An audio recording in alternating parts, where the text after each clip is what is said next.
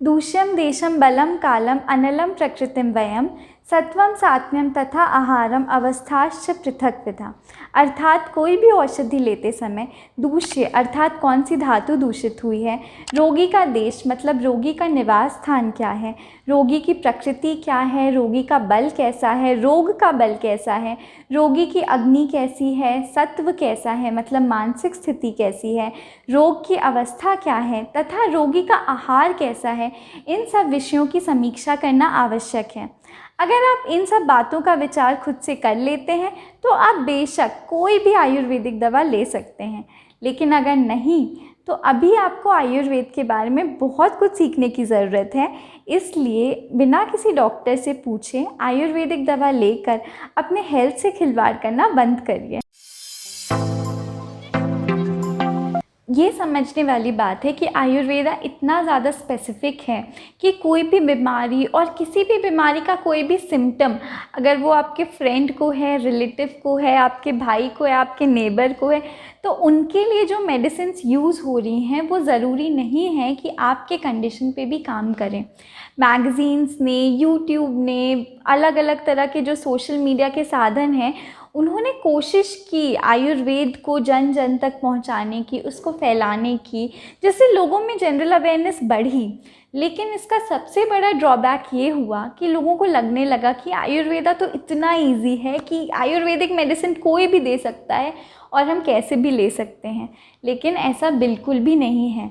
अगर दवा गलती से काम कर भी जाती है ना तो भी उसमें बहुत सी चीज़ों का ध्यान रखना पड़ता है, मतलब उस दवा को कितने दिनों तक लेना है, खाना खाने के पहले लेना है, खाना खाने के बाद लेना है, किस चीज़ के साथ लेना है।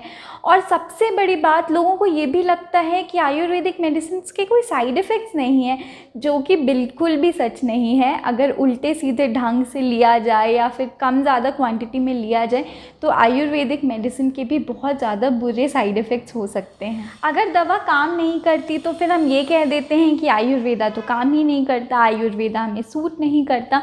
तो इन सब चीज़ों का सबसे ज़्यादा नुकसान सिर्फ़ और सिर्फ आयुर्वेद को हुआ है। और हमें ये लगने लगा कि जितने भी नेचुरल चीज़ें हैं, जितने भी घरेलू नुस्खे हैं, जितने भी बड़े बूढ़ों की बातें हैं जो कि सच हो सकती हैं लेकिन जिनका आयुर्वेद से दूर दूर तक कोई नाता नहीं है, हम सब चीज़ों को आयुर्वेदिक मानने लगे।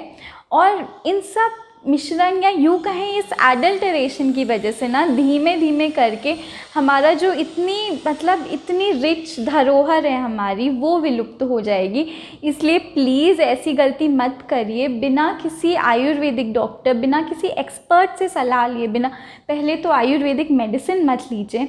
और कोई भी मैसेज, कोई भी वीडियो देखकर ब्लाइंडली उस पर ट्रस्ट मत कर लीजिए। मैं भी जो कुछ बोल रही हूँ, जो चीज़ें मैं वीडियो में बोलती हूँ, मैं हमेशा कोशिश करती हूँ कि मैं उसको वेरीफाई करके, अपने तरफ से वेरीफाई करके बोलूँ। फिर भी अगर आपको लगता है, अगर आप आयुर्वेद के बारे में जानते हैं, पढ़ते हैं, अगर आपको लगता है कि वो चीज़ें सही नहीं हैं तो आप मुझे कमेंट सेक्शन में बता सकते हैं। मैं इसको पॉजिटिवली ट्रीट करूँगी। और क्योंकि मैं खुद को भी आयुर्वेद का एक स्टूडेंट मानती हूँ, मैं परफेक्ट नहीं हूँ, खुद को भी मुझे यही लगता है। अभी जब से वीडियोज़ बनाने लगी तब से मुझे ये लगने लगा कि मैं ज़्यादा से ज़्यादा सीख रही हूँ। तो मेरी यही कोशिश रहती है कि मैं सही जानकारी जो शास्त्रों में लिखी है वो मैं आप तक पहुँचाऊँ। तो आगे से हमेशा ध्यान रखिए कि कोई भी दवा लेनी हो, चाहे एलोपैथिक हो, होम्योपैथिक हो, आयुर्वेदिक हो, हमेशा किसी एक्सपर्ट से कंसल्ट करके ही लीजिए। मैं ये नहीं कह रही कि मुझसे लीजिए, किसी भी डॉक्टर से कंसल्ट करके ही दवा लीजिए।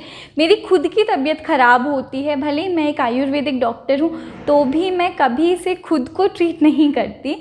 इसलिए हमेशा इस बात का ध्यान रखिए कि खुद के डॉक्टर खुद से कभी मत बनिए। इस वीडियो में कुछ कड़वी बातें कही होंगी तो उसके लिए मुझे क्षमा करिए। इस विषय के बारे में जब भी बोलती हूँ तो भावुक हो जाती हूँ। वीडियो पसंद आया हो तो लाइक करिए, शेयर करिए, मेरे चैनल को सब्सक्राइब करिए। मिलती हूँ आपसे नेक्स्ट वीडियो में। धन्यवाद।